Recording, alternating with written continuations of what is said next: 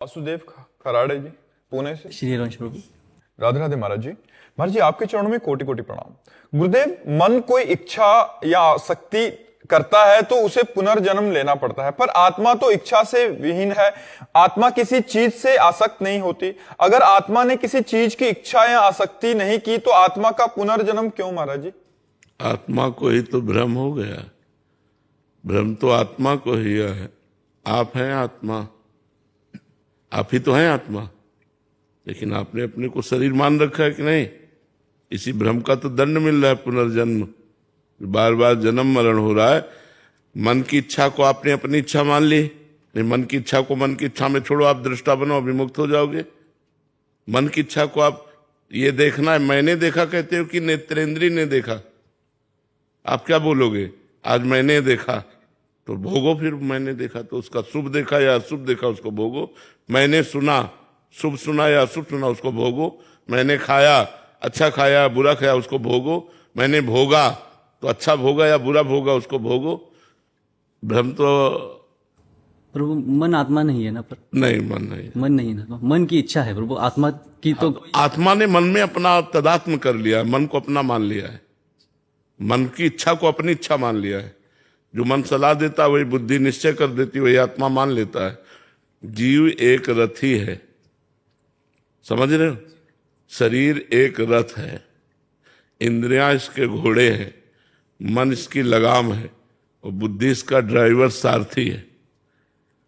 अब रथी ऐसे बैठा है, अब सारथी मन की लगाम को ढीली कर दिया बुद्धि रूपी सारथी ने। अब इंद्रिय रूपी घोड़े मत वाले होकर विषयों की तरफ भाग रहे हैं और रथी कुछ कर ही नहीं रहा। अगर वो अपने स्वरूप में आ जाए और सारथी को डांट लगा दे तो सब बात बन जाए।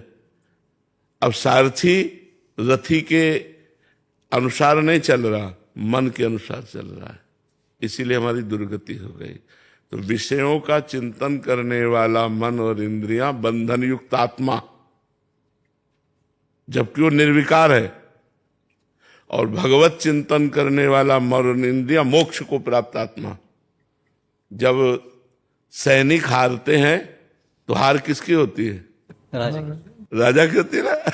हाँ, और सैनिक जीतते हैं तो विजय किसकी होती है? राजा की। राजा की होती है। तो ये सैनिक अगर गंदे आचरण करें तो बंधन में कौन आया? वही सुअर बना, वही कुत्ता बना, वही नीच योनियों में, वही प्रेत योनियों में, अधम योनियों को प्राप्त हुआ निर्विकार सच्चिदानंद स्वरूप आत्मा।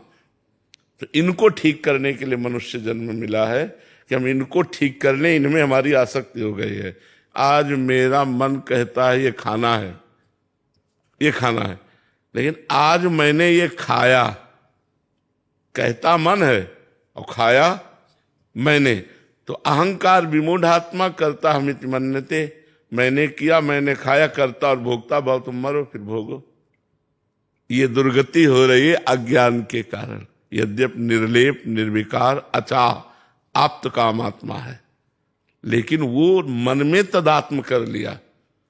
मन इंद्रियों में, इंद्रियां भोगों में, दुर्गति हो गई।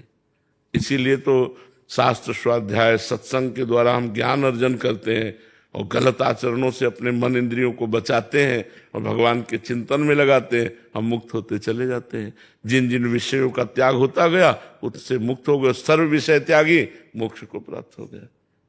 क्योंकि आत्मा मोक्ष स्वरूप ही है, उसे कभी बंधन प्राप्त हुआ ही नहीं, पर उसने भ्रम से अपने को बंधन में मान लिया। अब ये भ्रम जब तक, जैसे शरीर तुम नहीं हो, शरीर एक ढांचा है पांच भौतिक, लेकिन पूरा तदात्म है कि नहीं? मैं शरीर हूं। अब इस शरीर के द्वारा जो भी कर्म बनेंगे वो आत्मा को बंधन में डाल देंगे। यही आत्मा नाली का कीड़ा बन जाता है जाकर, यही देवता बन जाता है, यही भगवत स्वरूप हो जाता है। जैसे कर्म होते हैं वैसे भोगना पड़ा। और अगर इसके कर्ता और भोक्ता भाव खत्म हो जाए तो मोक्ष को प्राप्त हो जाएगा। इसीलिए साधना की जाती है। समझ में आया आपको बात? शेखर जी, सहारनपुर से। राधे राधे महाराज जी। गुरुदेव, भगवान श्री जी ने हमें जितनी संपत्ति, यश, मान, सम्मान दिया है, हमें उसमें सबर संतुष्टि क्यों नहीं हो पा रही? और ज्यादा इससे कभी नहीं होगी, एकत्रित करने की इससे कभी नहीं होगी, कभी नहीं होगी। क्योंकि इसका नाम माया है। माया जो कभी तृप्त ना हो, चाहे जितना भोग लो। जैसे एक पुरुष पूरे विश्व की समस्त स्त्रियों से समस्त जौ धान्य और समस्त बैंक बैलेंस का स्वामी हो जाए तो भी उसे तृप्ति नहीं होगी। संतुष्टि कब आएगी जीवन में? भगवान के चरणों में जब हमारा चित्त, तो देखो केवट कह रहा है, जब भगवान के चरण पखाड़ रहा है तो कह रहा है, अब कछु नाथ ना चाहिए मोरे, दीन दयाल अनुग्रह तोरे, बहुत काल में कीन मंजूरी, आज दीन विधि भल सब बहुत काल से न जाने क्या क्या कर्म किए, आज विधान बन गया कि आपके चरण मिल गए, अब मुझे कुछ नहीं चाहिए। जब तक भगवान के चरण न मिलेंगे तब तक शांति नहीं।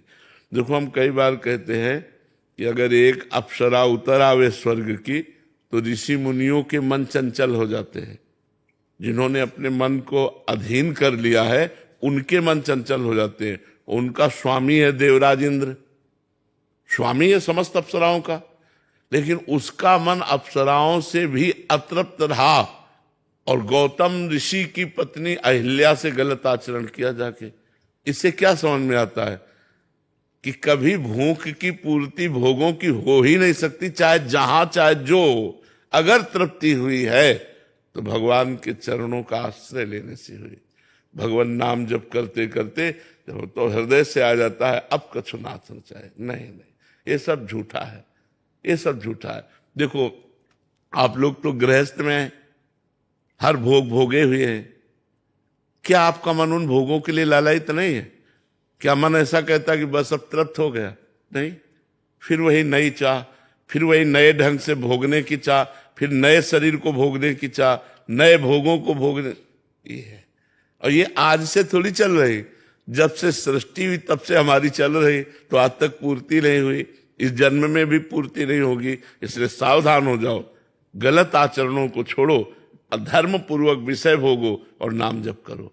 धर्म पूर्वक चलोगे तो विषयों से वैराग्य हो जाएगा, और अधर्मिक विषय भोगोगे तो उसमें राग हो जाएगा और दुर्गति हो जाएगी। जैसे आप एक नियम ले लो कि हम अपने धर्म की कमाई से ही उदर पोषण करेंगे, अपनी पत्नी से ही केवल अनुराग रखेंगे, कभी कोई पाप नहीं करेंगे, तो आपका मन भगवान की तरफ चलने लगेगा, भोगों से हटने लगेगा। और जब आप इधर उधर दृष्टि डाल के गलत आचरण, तो मन आपको फंसा देगा। अधर्माचरण पापाचरण ये मन को फंसाने के लिए है। मन फंसा जहां भोगों में तो दुर्गति हमारी पक्की, और मन भगवान में फंसा सदगति हमारी पक्की। मनुष्य जन्म मिला है मन को भगवान में फंसाने के लिए। भोगों में तो बहुत योनियां हो गई, बहुत जन्म हो गए, तो तृप्ति कभी हो ही नहीं सकती, चाहे जितना हो। तृप्ति तो तभी हो सकती जब भगवान के चरण मिले, भगवान का नाम जप करो।